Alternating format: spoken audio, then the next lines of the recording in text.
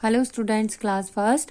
बच्चों आइए आपकी इंग्लिश की क्लास स्टार्ट करते हैं। जैसे कि आपको पता है बच्चों, आपका रिवीजन कंप्लीट हो चुका है, तो आज हम न्यू चैप्टर के साथ अपनी क्लास को स्टार्ट करते हैं। ठीक है, तो आज हमारा न्यू चैप्टर है यूनिट 16, दैट इज द महात्मा। आप सभी जानते हैं ना महात्मा जी कौन है ना? You know very well. Yes, we all know that Mahatma Gandhi is called the father of our nation. हम सभी जानते हैं कि जो महात्मा गांधी हैं वो हमारे राष्ट्रीय पिता हैं। It is not for nothing, यह कुछ भी नहीं है। Gandhi ji had some qualities which earned him the title of the Mahatma and the father of our nation। Gandhi ji के अंदर कुछ क्वालिटीज ऐसी थी जिनसे उन्हें यह टाइटल मिला। क्या टाइटल मिला? महात्मा का। And the father of our nation, और वह हमारे फादर ऑफ नेशन है, मतलब हमारे राष्ट्रीय पिता।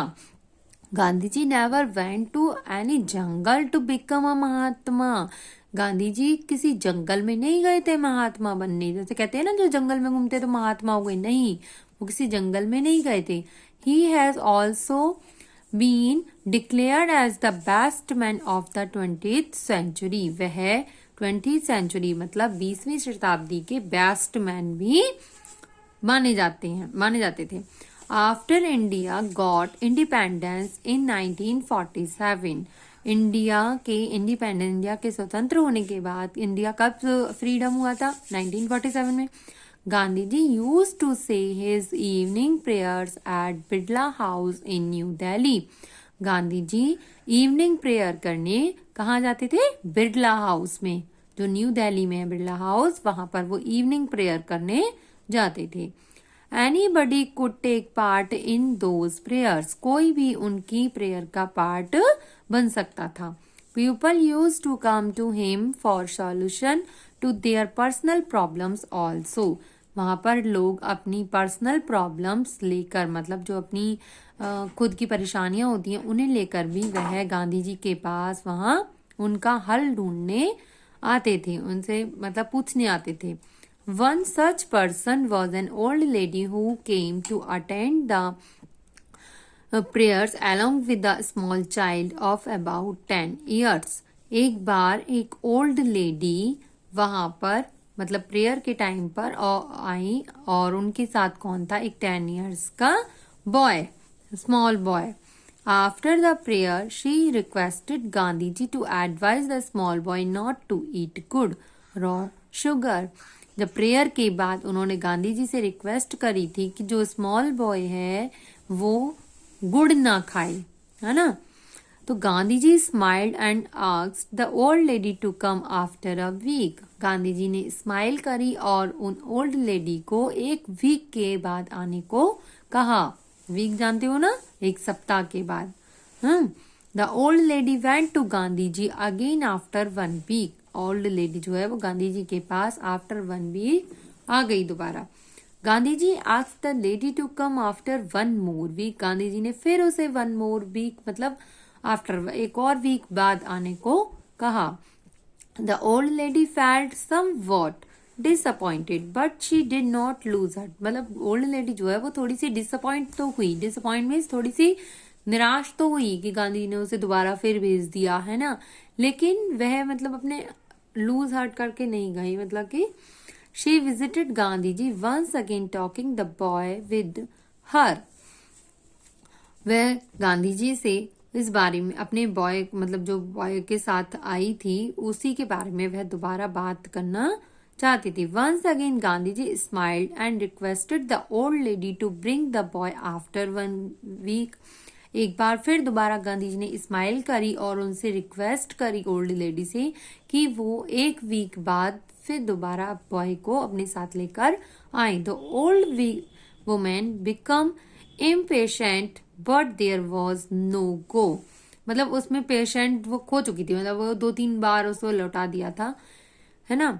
She went away and came back to Gandhi ji once again after a week. वह मतलब उस टाइम तो चली गई और 1 week के बाद फिर दोबारा गांधी जी के पास आ गई। Gandhi ji did not disappoint the lady this time. Gandhi ji इस टाइम मतलब इस बार वह उस लेडी को डिसअपॉइंट नहीं करना चाहते थे, मतलब निराश नहीं करना चाहते थे। ही कॉट द बॉय, उन्होंने उस लड़के को पकड़ा, by the hand and said, उन्होंने लड़के का हाथ पकड़ा और कहा, माई सन, मेरे बेटे, यू शुड नॉट ईट गुड़ फ्रॉम टुडे, तुम आज से गुड़ नहीं खाओगे। It is harmful to your health, ये तुम्हारी हेल्थ के लिए हार्मफुल है, मतलब नुकसानदायक है। The old lady could not understand all this, old lady जो है वो ये सब कुछ नहीं समझ पाई। She could not help asking, Mahatma ji, if you were to say only this much, you could as well say it when we came here for the first or second time. मतलब उसने उनसे पूछा कि अगर आपको सिर्फ इतनी सी ही बात कहनी थी तो आपने ये बात फर्स्ट और सेकंड टाइम में ही क्यों नहीं कही। Where was the necessity of calling us 4 times, आपको क्या आवश्यकता थी मुझको 4 times बुलाने की, है ना। उसे उन्होंने 2-3 बार उनको वापस भेज दिया था, 4 times बुलाया था। कितने टाइम्स बुलाया था? 4 times. We come here from a distance village in Haryana, मैं इस हरियाणा के एक गांव से इतनी दूर से आती हूँ। Gandhi ji smile and said, Gandhi ji मुस्कुराए और कहा, mother, how could I advise him not to eat gur when I myself ate so much of it. माता जी, मैं इसको कैसे गुड़ खाने को मना करता, क्योंकि मैं खुद भी बहुत ज्यादा गुड़ खाता था। इसलिए वो ओल्ड लेडी को बार बार 1 more week 1 more week कहते थे, है ना। तो इस बीच में वो क्या करते थे, पहले अपनी आदत को छुड़वाना चाहते। जब हम किसी काम को खुद नहीं करेंगे तभी तो हम दूसरों से कहेंगे ना कि आप भी मत करो, जो चीज गलत है तो, है ना। तो सेम वही था। To be able to advise him, I had to leave eating good myself. पहले मैंने गुड़ खाना छोड़ा।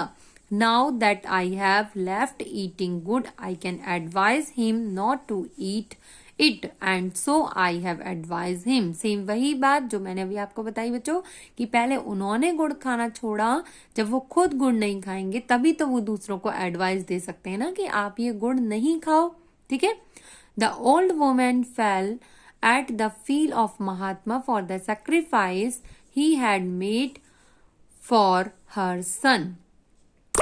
Old woman जो है वो उनके पैर छूने लगी, उनके फीट मतलब पैर छुए और कहा, मतलब ये उन्हें लगा कि इन्होंने मेरे बेटे के लिए सैक्रिफाइस किया, खुद के लिए पहले सैक्रिफाइस किया। ये सैक्रिफाइस मीन्स जैसे हम दूसरों से जिस काम के लिए मना कर रहे हैं तो पहले हमने वो काम खुद छोड़ा। अगर हम उस काम को खुद कर रहे हैं तो पहले हमने खुद छोड़ा, तब हम दूसरों से मना करेंगे, है ना।